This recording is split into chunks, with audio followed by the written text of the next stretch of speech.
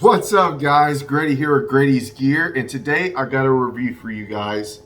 I'm doing this a little bit differently today. I am showing my face, and the reason why I'm doing this is because this knife is coming from my brother Kyle, Mr. DTOM Knives and Gear, and Kyle has been super adamant about me doing the in the face kind of stuff on my videos. So I told him I would try to mix it up and throw in some face videos on there for you guys, so you guys can sit here and chat with me, see my ugly mug, and I can do these reviews. So it's going to be a little bit different.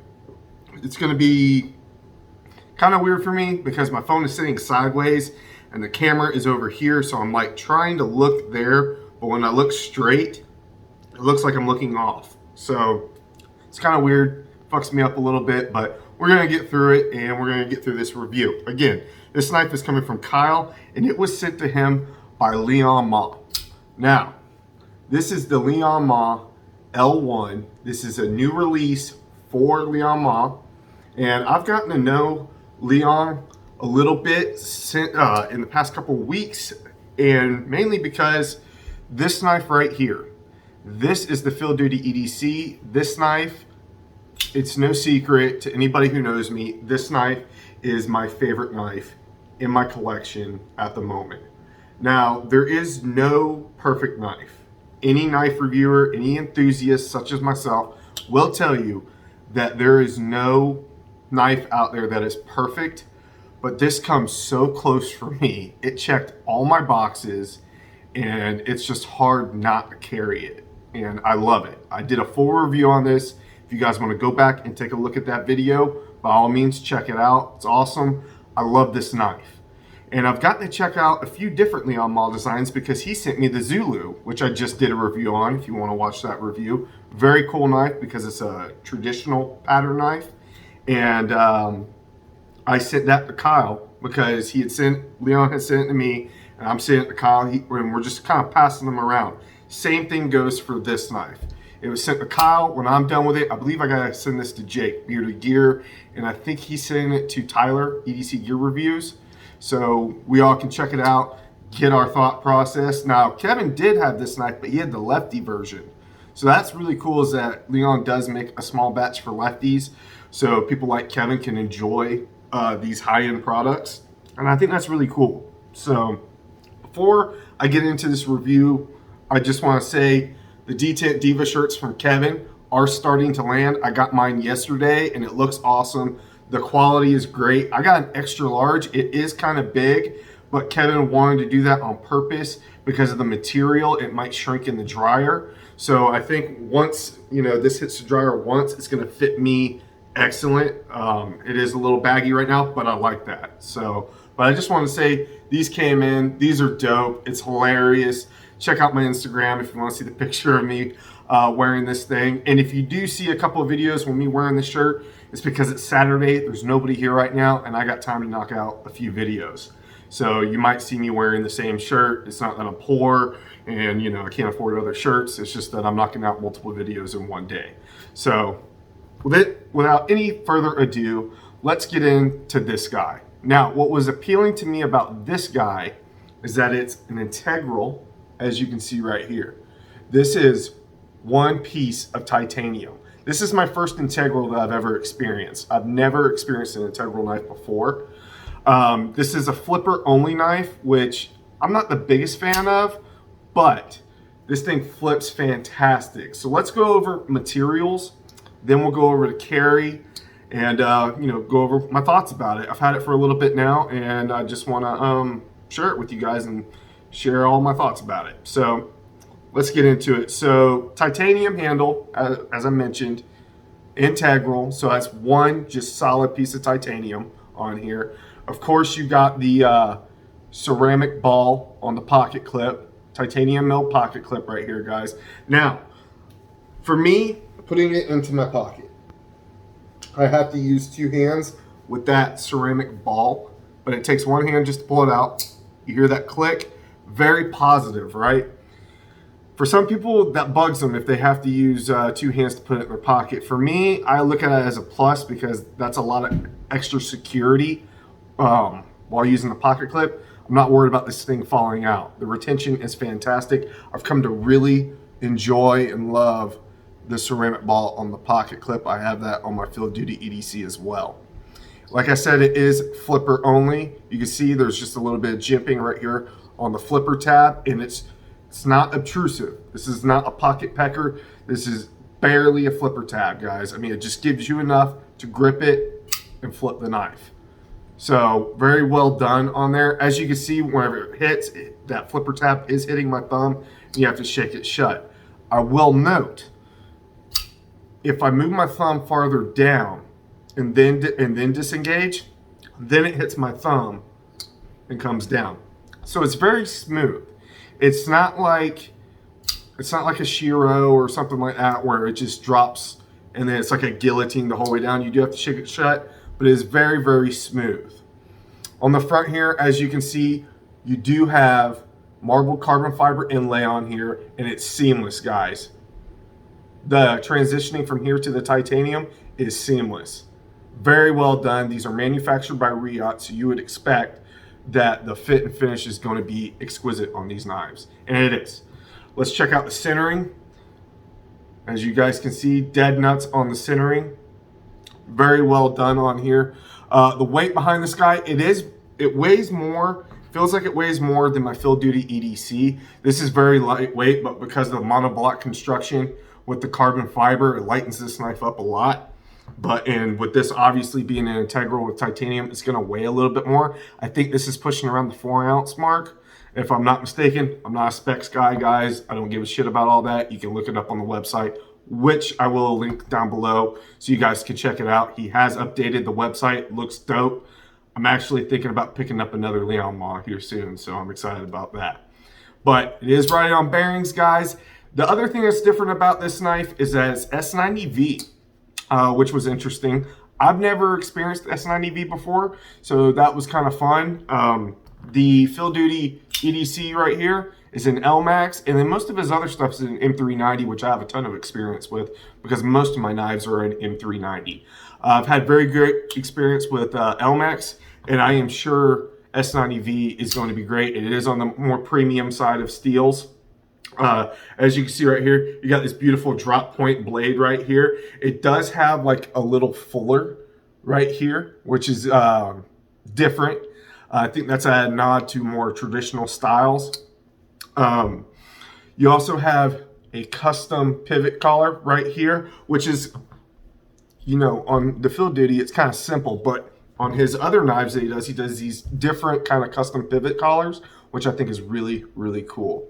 You got minimum construction here, guys. You only got a couple screws on the show side, and on the back, you do have a stainless steel lock bar insert right in here, which is a nice touch. I do like that. It doesn't really bother me. You know, the carbonized titanium, it doesn't bother me as long as it locks up. That's what I'm worried about. I mean, all right. Before I get sidetracked, let's talk about the detent on this thing. So I'm gonna try to get it to fail. I can't. That's me barely putting any pressure. You saw how it was a little lazy coming out. Let's do this again. I can't get it to fail, guys. So that means the detent is very, very well dialed in. Now, if I just flip it, it comes right out.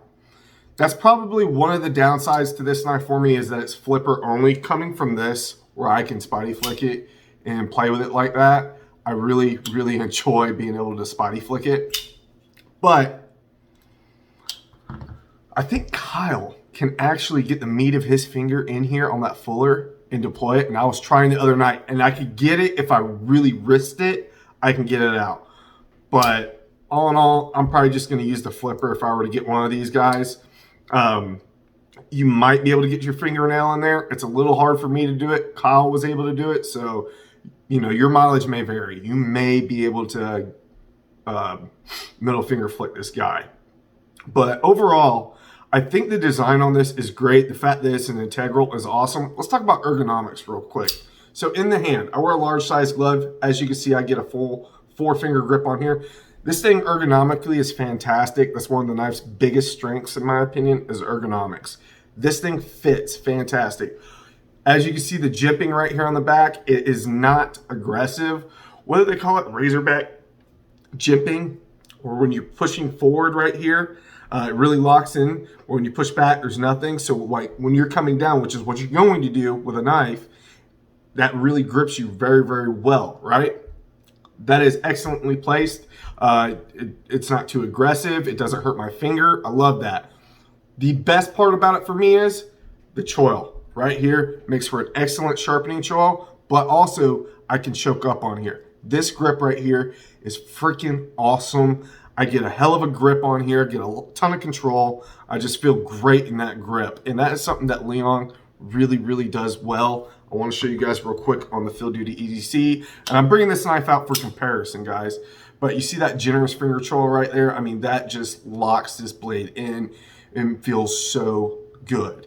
And that's one of the things that I love about Liong Mall. That's one of the things that all of us love about Liong Mall, especially people like Kyle. If you got some big ass hands like he does, you really want it to have that finger choil so you could choke up. And he did like that on this knife. So that is really, really good. I do like that a lot. Again, this is on bearings, as you would expect. It flips like a dream.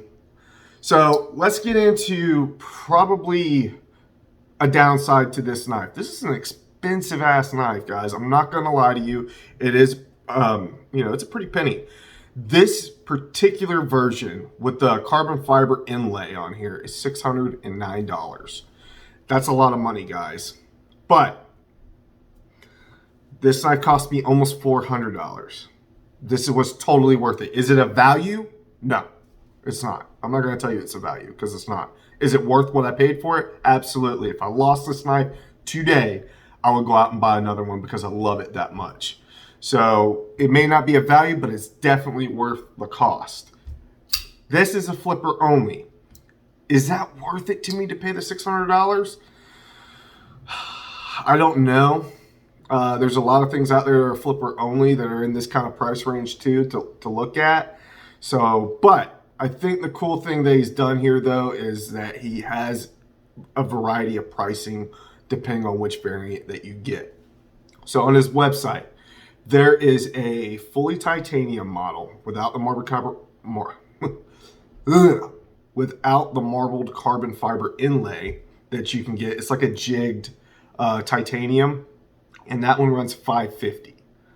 Then it bumps up to this one, carbon fiber inlay, the marbled carbon fiber, which I do like. I would have loved to have the marbled carbon fiber.